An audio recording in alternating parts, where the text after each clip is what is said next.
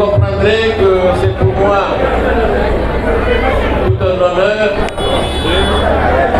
mais aussi et surtout une joie particulière.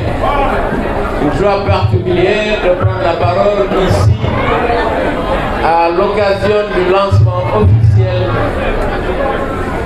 des assemblées générales du parti. Comme mes prédécesseurs l'ont dit, il y a eu une interruption de la tenue régulière de nos assemblées générales, une interruption due à des causes de force majeure. En effet, malheureusement, les populations guinéennes, au même titre que les populations, disons, du monde entier, ont été frappées par cette pandémie qu'a considérée la Covid. Pour suivre le mouvement, les instructions des services spécialisés en la matière, nous avons interrompu donc la tenue régulière de nos assemblées générales. Grâce à Dieu, et Dieu soit loué, notre pays a su vaincre cette pandémie. Malheureusement oui, beaucoup de nos compatriotes en ont été victimes. Et aujourd'hui, nous nous retrouvons après ces instants douloureux.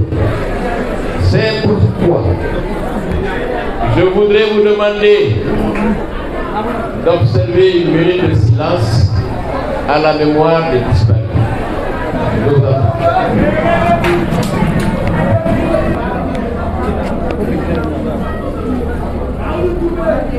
Je vous remercie.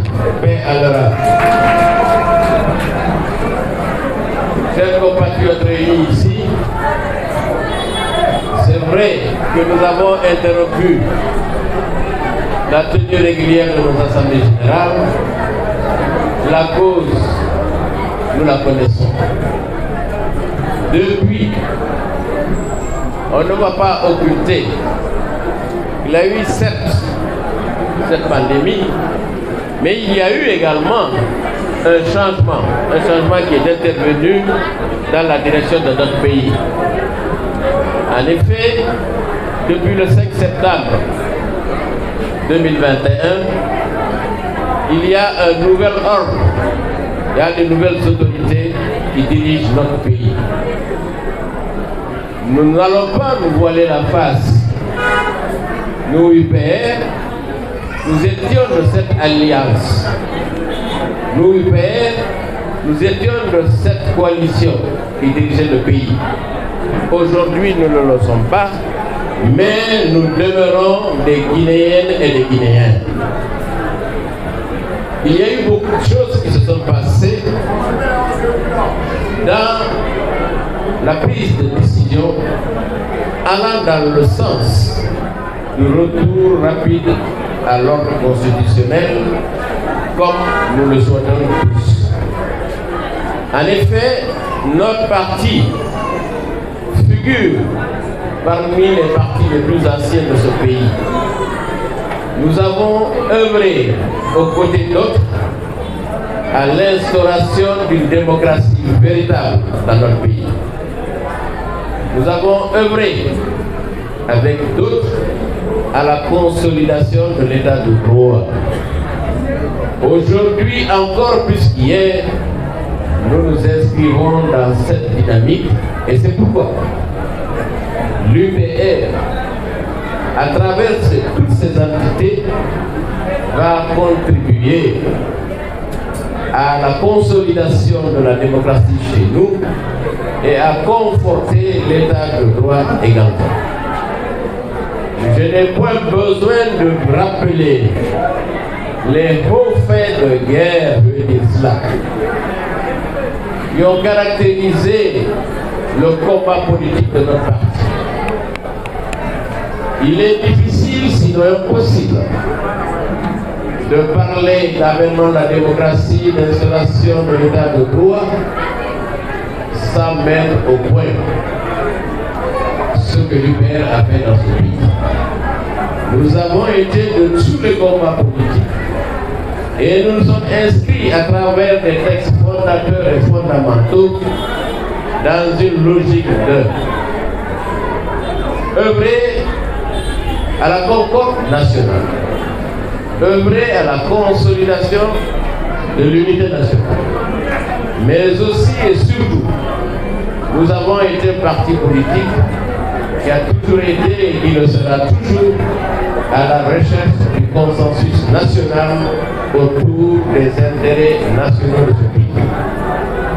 En effet, notre parti a inscrit dans sa dynamique que la recherche du pouvoir se fera toujours par les urnes, par la démocratie instaurée dans notre pays. Notre parti, va sans cesse œuvrer pour le dialogue entre les forces vives. En effet, pour nous, le dialogue est une arme. Le dialogue est un outil que tout parti politique qui se peut d'accéder au pouvoir, de mettre au point pour ne pas aller dans ce que nous appelons la dérive dans les rues. Nous n'allons pas alimenter la rue pour accéder au pouvoir. L'UPR s'inscrit dans une dynamique de Seigneur. Je voudrais dire, comme certains souhaiteraient bien savoir, le dialogue est pour nous un processus auquel on peut toujours accorder une certaine importance à une étape précise. C'est un processus qui n'est pas terminé. Les gens qui ne se parlent pas se tournent le dos, vont carrément vers un mur. C'est pour cela que nous allons sans cesse œuvrer, comme je le disais, pour la recherche du consensus national et contribuer autant que faire se peut au dialogue entre forces vives. Ce dialogue, comme je le dis, est un processus. Il n'est pas fini d'emblée, il n'est pas achevé d'emblée. C'est un processus qui est continu d'un moment à l'autre. On peut y venir, on peut y apporter sa contribution. C'est pourquoi je voudrais appeler les militants et les responsables de ce parti à s'armer toujours de cette dynamique, de s'inscrire toujours dans cette dynamique pour œuvrer à l'atteinte des objectifs, pour œuvrer à la mise en œuvre du projet de société de notre parti. Je voudrais vous remercier les uns et les autres qui ont bien voulu faire le déplacement aujourd'hui. D'aucuns sont venus de très loin. Kindia, Fouré-Kania, Tubreka. D'aucuns sont venus d'ailleurs. Heureusement, nous avons eu la présence parmi nous des secrétaires fédéraux de Pita, des secrétaires fédéraux de Dalaba. Il y a eu le Grand Conakry qui est là. Il y a eu les fédérations qui sont ici. Il y a eu également des mouvements de soutien qui sont constitués librement et qui ont voulu aujourd'hui manifester leur soutien à notre parti, leur soutien aux idéaux de notre parti. Je voudrais les remercier. Je voudrais saluer la présence massive des jeunes venus de Bapédo et d'ailleurs. Je voudrais avoir un message tout particulier en leur direction. Venez à l'UPR, vous verrez qu'on peut aller ensemble sans aller dans la rue. Je voudrais également remercier les groupements féminins qui sont ici. Remercier le mouvement de Sibambosia et d'autres contrées qui sont parmi nous.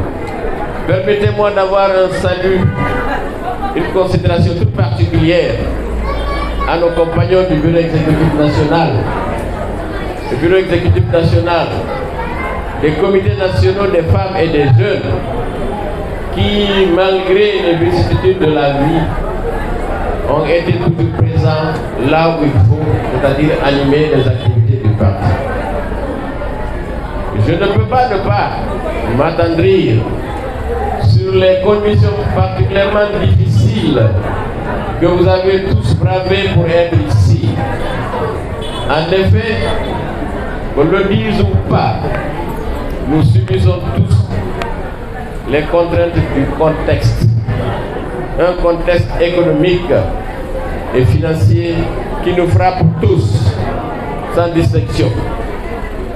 En effet, nous sortons de la crise de la Covid. Ça a engendré beaucoup de difficultés.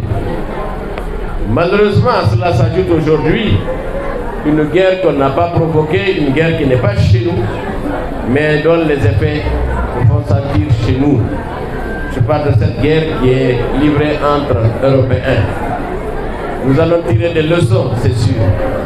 Nous allons tirer toutes sortes de leçons. Mais la plus grande leçon qu'il faut tirer, c'est qu'il n'y a pas de paix. Il n'y a pas de paix dans un pays s'il n'y a pas de calme. Aujourd'hui, chacun dit c'est dur, c'est dur, c'est dur. On cherche les raisons, mais les raisons sont un peu plus loin que nous. Je souhaite que cette guerre s'arrête. Je souhaite que cette crise mondiale s'arrête parce que les pauvres populations africaines en souffrent. Que Dieu soit avec nous.